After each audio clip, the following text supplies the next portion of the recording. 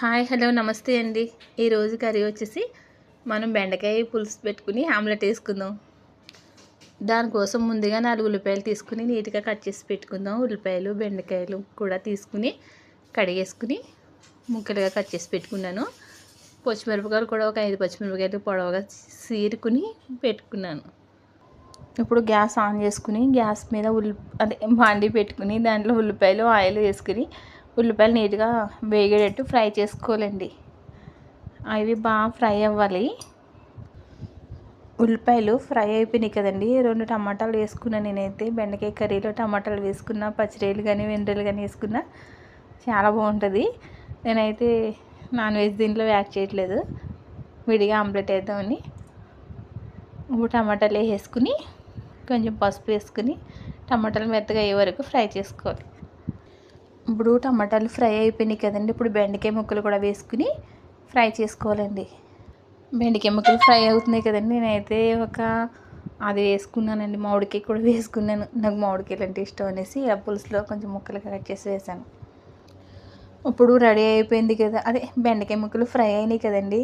ఈ ఫ్రై అయిన దాంట్లో ఇప్పుడు మనం కొంచెం ఉప్పు కారం వేసుకుని కలిపేసుకోవాలండి. బాగా మగ్గనివ్వాలి. కొంచెంగా చింతపండు నానబెట్టుకోవాలండి. అంటే ఎంతండి, ఒక నిమ్మకాయ సైజ్ అంతా చింతపండు. నేనైతే మామిడికాయ వేసాను కదండి, అందుకోసం కొంచెం తక్కువే పడుతుంది. వాటర్లో వేసుకుని నానబెట్టుకుని నీట్గా జ్యూస్ తీసుకోవాలండి. అదే చింతపండు రసం తీసుకున్నాం కదండి, వాటర్ వేసుకుని నానబెట్టుకున్నాక అది నీట్గా జ్యూస్ తీసుకోవాలండి. ఆ చింతపండులోంచి జ్యూస్ తీసుకుని ఆ తుక్కు అంతా పిండేసి పాడేసి ఓన్లీ చింతపండు రసం మాత్రమే. ఇప్పుడు మనకి బెండకాయలు, టమాటా, ఉల్లిపాయ ఇవన్నీ మగ్గబెట్టేసుకున్నాం కదండి. ఆయిల్లో ఫ్రై చేసుకుని ఉంచుకున్నాం కదా, ఉడుకుతూ ఉంది కదా, దాంట్లో ఈ చింతపండు రసం వేసేయాలండి.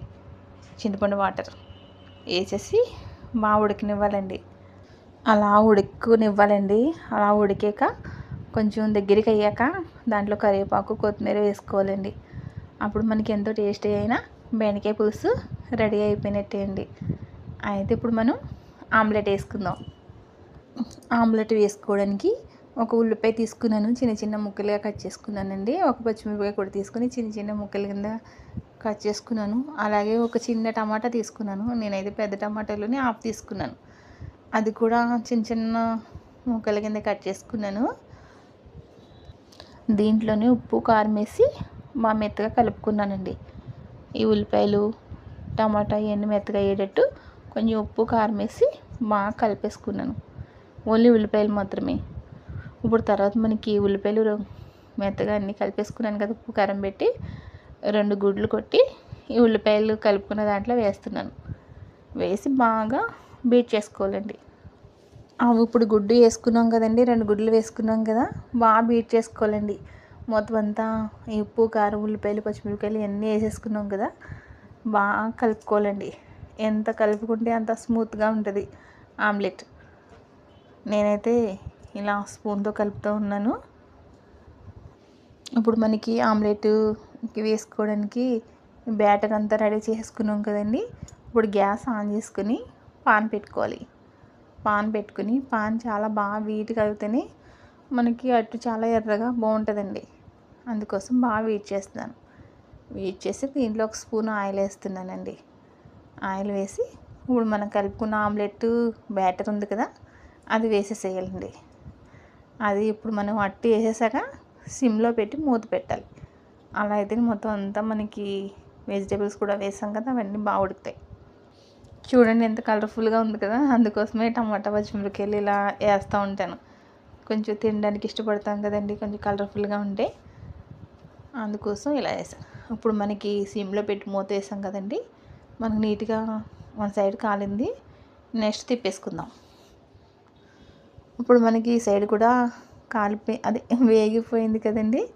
2 సైడ్లు తిప్పేసుకున్నాం కదా, మనకి ఎంతో టేస్టీ అయిన ఆమ్లెట్ కూడా రెడీ అయిపోయింది కదండి.